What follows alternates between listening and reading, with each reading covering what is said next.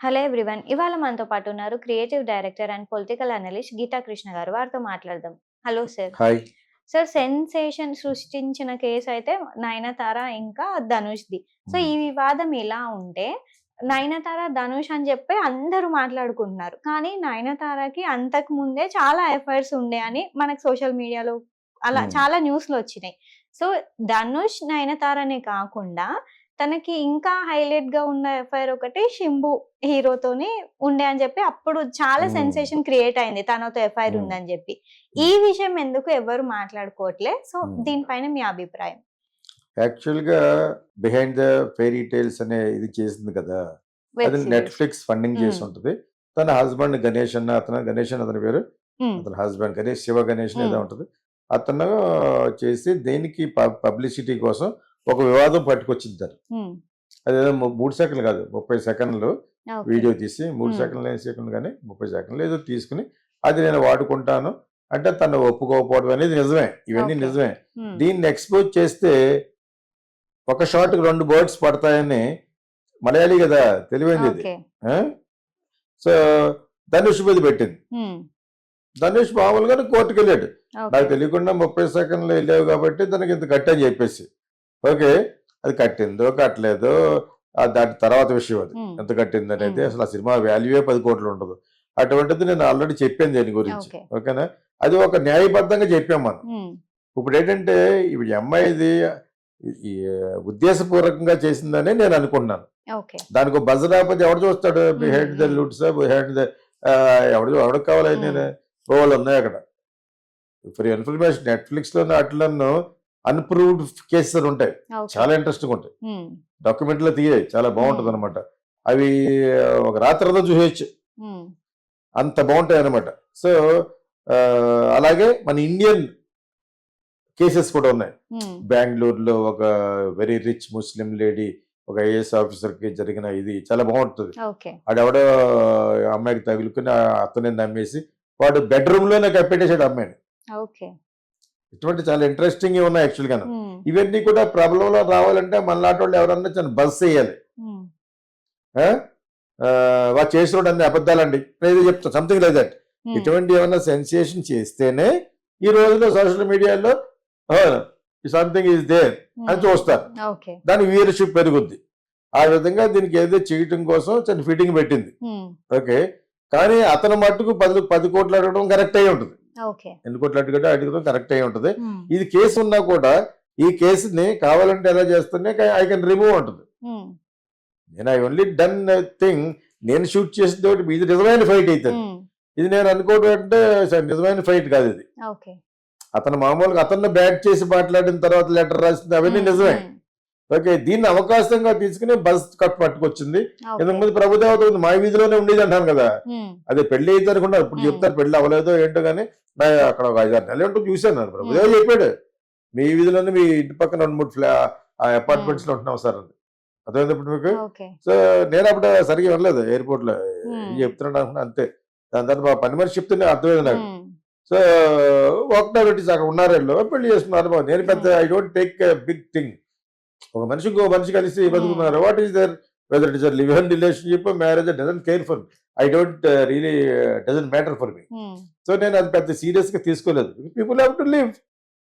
బతకాలి కదా! ఓకే. బతకడానికి ఒక అమ్మాయి, అబ్బాయి బతుకుతున్నారు. హ్మ్. ఇక్కడ అనుకోకుండా యాక్టర్స్‌లు అయ్యారు కాబట్టి మనందరూ ఆళ్ళందరికీ ఇంట్రెస్ట్‌గా ఉంటదని మీరు నన్ను హ్మ్. అడుగుతున్నారు.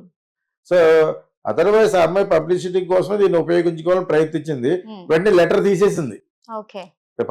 ప్రెస్‌కి ఇచ్చింది. బికాజ్ దాని మీద మళ్ళీ డిఫమేషన్ కేస్ ఏయొచ్చు. ఇందులో అనరాని హ్మ్. మాటలని, హ్మ్. నీ హ్మ్. నీచమైన బుద్ధి, ఆ బుద్ధి, ఈ బుద్ధి అంది కాబట్టి అది మళ్ళీ ఆ లాయర్ చెప్పుంటాడు. "ఇదేదో ఇంకా పెద్దదైపోతుంది. హ్మ్.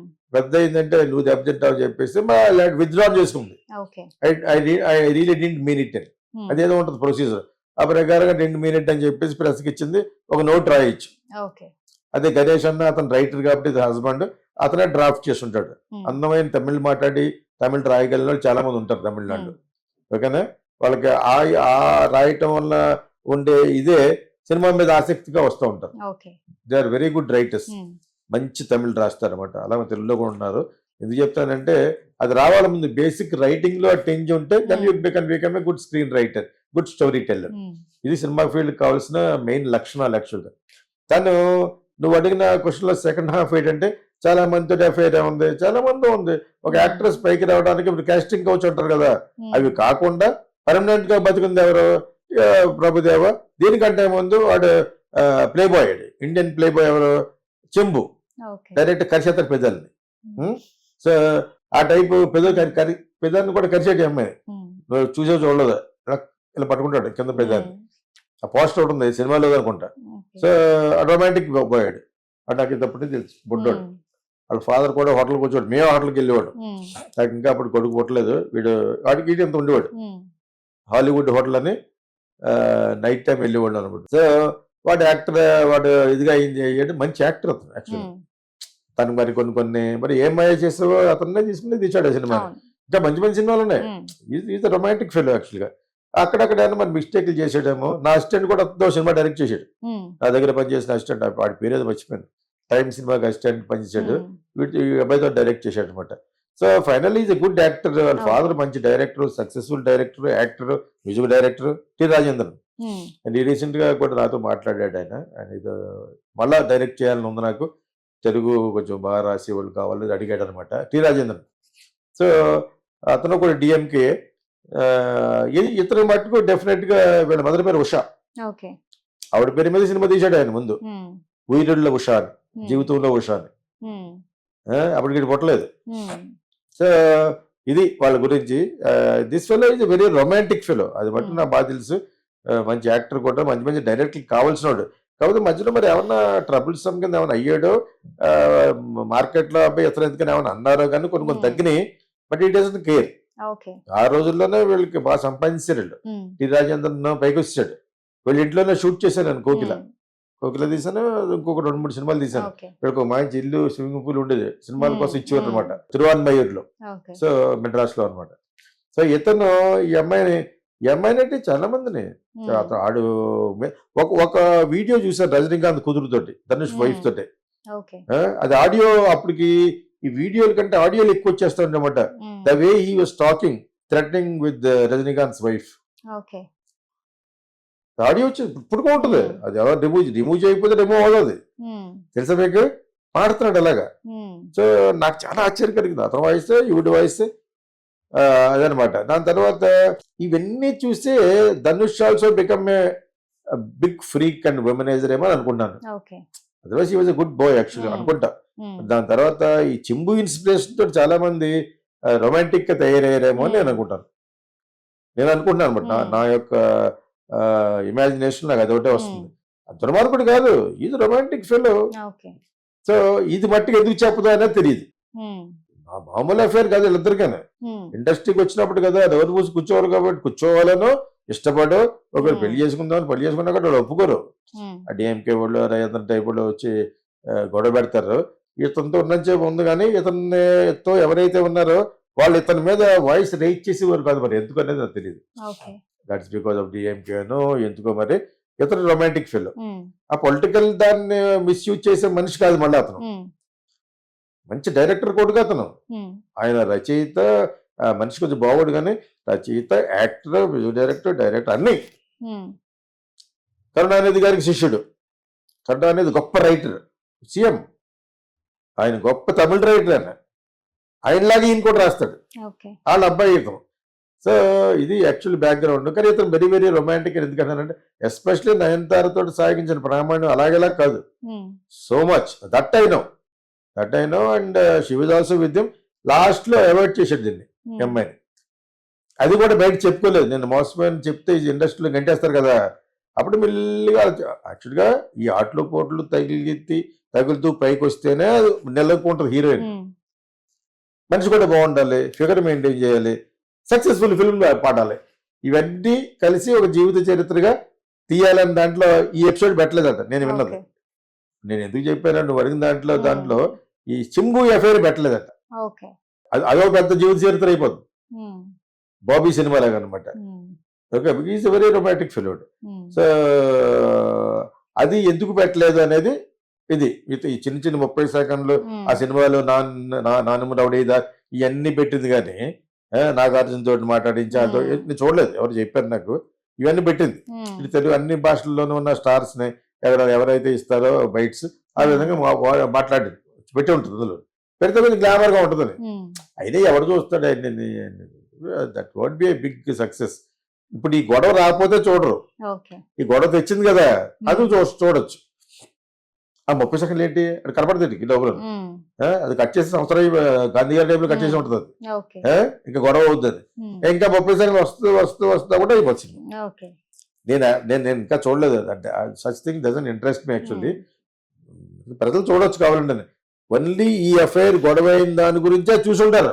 ఓకే. అయినా ఏదో చేస్తుందట బిహైండ్ ఇది అది ఎవరు చూస్తాడు, ఎవడు చూడాడు. బోల్డ్ ఉన్నాయి, ఎక్కువైపోయినాయి ఇప్పుడు. ఏది చూడాలో అర్థమనే పరిస్థితి ఏర్పడిపోయింది. నేను అన్ని ఛానల్లో ఉన్నది కూడా ఎక్కించాను ఈ మధ్యన, ఓకే. అప్లోడ్ చేశాను, ఇన్స్టాల్ చేశాను 2000 అంతా కట్టి, అందులో మొత్తం చేస్తాయి. ఓకే. సో అవి సెపరేట్ గా సబ్స్క్రైబ్ చేసుకోవాలి అమెజాన్ లో అయితే. సో అవన్నీ కలిసి వచ్చింది, ఏదో ఒకటి వచ్చింది. ఓకే. అది కొంతకాలం ఎలా రావాలో తెలియకపోతే మా దగ్గర ఒక అబ్బాయి అది తెలియదు, అతన్ని అడిగి నరేషన్ అతన్ని దాన్ని మళ్ళీ లైన్ లో పెట్టాం. అప్పుడు ఐఎమ్ వాచింగ్ దట్. సో ఆ విధంగా ఇన్ని ఎక్కువైపోయిన తర్వాత ఎవరు చూస్తారు ఇవన్నీ, ఇట్స్ వెరీ డిఫికల్ట్ కదా. బట్ ఎనివే ఆ బస్ పట్టు రావడం కారణం only for your publicity. Okay. ఆ లెటర్ గెటర్ అన్నది అమ్మక్, అది పెద్ద నాటకం. అది నిజంగా లెటర్ పెడితే డిఫర్మేషన్ చేస్తాడు, కానీ అతను ఇవ్వకపోవడం కరెక్టే, ఈ అమ్మాయి వాడేయడం కరెక్టే. అప్పుడు వివాదం అవ్వాలి. ఇప్పుడు సినిమాలకి వివాదం అయితేనే, that is some kind of an approver problem అయితేనే చూస్తాడు, లేదా ఎవరు చూస్తాడు, ఎవరికి అర్థం అవుద్ది. మనం అందరూ ఇలా మాట్లాడుకునేది ఎప్పుడు జరుగుద్ది, ఒక వివాదం జరగాలి, some kind of a fight జరగాలి, వార్లుగా కానీ ప్రెస్ లో కానీ జరగాలి, అప్పుడే పీపుల్ విల్ టాక్.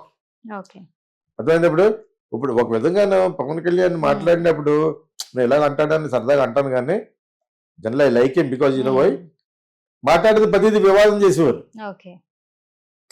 ఏయ్ చికెన్ అలా నడిపిస్తాను ఏయ్ అని ఒకటి కదా, అది విన్నప్పుడు మనకి ఒక హాస్యాస్పదంగా ఉన్న, because of that only gain marks. Of course 10 సంవత్సరాలు కష్టపడ్డాడు, వేరే అవన్నీ ఆలోచించలేదు ఎవరు కానీ, బట్ ద వే డ్రమాటిక్ గా అలా మాట్లాడడం వల్లనే చాలా ప్రబలంలోకి వచ్చేసింది. ప్రతికే కదా పవన్ కళ్యాణ్ నువ్వు గెలికిన ముందు ఓడిపోయి ఉంటారు, ఎవడో ఒకటి కెలకాల ఒక ప్రాబ్లం. ఇప్పుడు మనం ఒక సినిమా చిన్న అది కెలకబుల్ అయి ఉండాలి. మోహన్ బాబు గారు అమ్మాయి భాషలో మాట్లాడాలంటేనే అది కెలకబుల్ ఉంటే కలిగితే అది నీకు అది వివాదం అవుద్ది. సో ఆ విధంగా చేసింది. రియాలిటీగా ఉన్న ప్రాబ్లం ఏమనేది అంటే మటుకు ఫుటేజ్ వాడితే ఎవరిని అడుగుతారు, ఫుటేజ్ అయితే అడగను, మరి కంపెనీ అడుగుతారు you have to pay me so much అని. సో అదే విధంగా ఎవరన్నా ఒకటి మీద డిరోగేటివ్ స్టేట్మెంట్ ఇస్తే మనం డిఫర్మేషన్ కేసు వేయచ్చు, మనమే చెడ్డగా మాట్లాడతారు. సో బట్ చింబు ఎఫ్ఐఆర్ మటుకు అందులో పెట్టలేదని అంటున్నారు, అదే మెయిన్ యాక్చువల్ గాను. That is how she came up in life. అలాగే కాదు, ఎక్కడికి వెళ్ళనిచ్చేవాడు కాదు, అది ప్యూర్ లెవెల్ ఉండేది అనమాట. అక్కడి వరకు నాకు తెలుసు. That fellow is two committed ఆ విషయంలో, and very romantic guy also. So అది ఎందుకు చెప్పలేదంటే మరి జనాలకి అది వదిలేసారు. ఇప్పుడు అది ఎవడో తెలియదు చాలా మందికి, అది ఒక చిన్న పాయింట్ గా ఉంది, అది కాదు అదే మెయిన్ పాయింట్. దాని తర్వాత కష్టపడి అక్కడి నుంచి బయటపడి ఎలాగా మళ్ళా సినిమాలు చేసింది, ఎలా చేసింది, అలా రజనీకాంత్ ఎలా సినిమాలు చేసింది, ఎలా చేసింది. ఎందుకంటే చెంబు హస్ గాట్ మల్టిపుల్ అఫైర్స్, అందరికీ ఉంటాయి. ఇప్పుడు చెంబు గురించి ఎందుకు మారుతానంటే అతను ఫర్గానే మారుతాను. I like him, is a very romantic guy hero. అందుకే కదా మరి గౌతమ్ మీనన్ అతను తీసుకున్నాడు. అటువంటి రొమాంటిక్ సినిమా తీయడానికి కారణం అతను అది స్టార్ట్ చేసిన తర్వాత ఐడియా వచ్చింది అతనికి. నాగార్జున గారు వాళ్ళ అబ్బాయి కూడా బాగుంటాడు కదా, అతనికి వేరే అమ్మాయితో తీద్దామని చెప్పేసి, అందులో త్రిష ఓకే తెలుగులో ఇలా తీద్దామని చెప్పేసి ఐడియా వస్తే అప్పటికి మేమే యాడ్ ఒకటి చేసి రెడీగా ఉండి, దాని తర్వాత ఒక తమిళ సినిమా తీసి ఫ్లాప్ అయినట్టు ఉంది, అప్పుడు బుక్ చేసేది అమ్మాయిని ఒక యాడ్ ఫెలోలాగా. అతను కూడా నాలాగా అడ్వర్టైజింగ్ చేస్తాడు, గౌతమ్ వాసుదేవ్ మేనన్. సో మరి అంత రొమాంటిక్ గా ఉన్నవాడు కావాలనే కదా మరి పెట్టారు మన నాగార్జున గారు వాళ్ళ అబ్బాయిని. సో వీటంతకంటే ఆల్రెడీ ఎస్టాబ్లిష్. ఈ అబ్బాయి ఇంకా కొంచెం అప్పుడప్పుడే పైకి వస్తున్నాడు యాక్చువల్ గాను.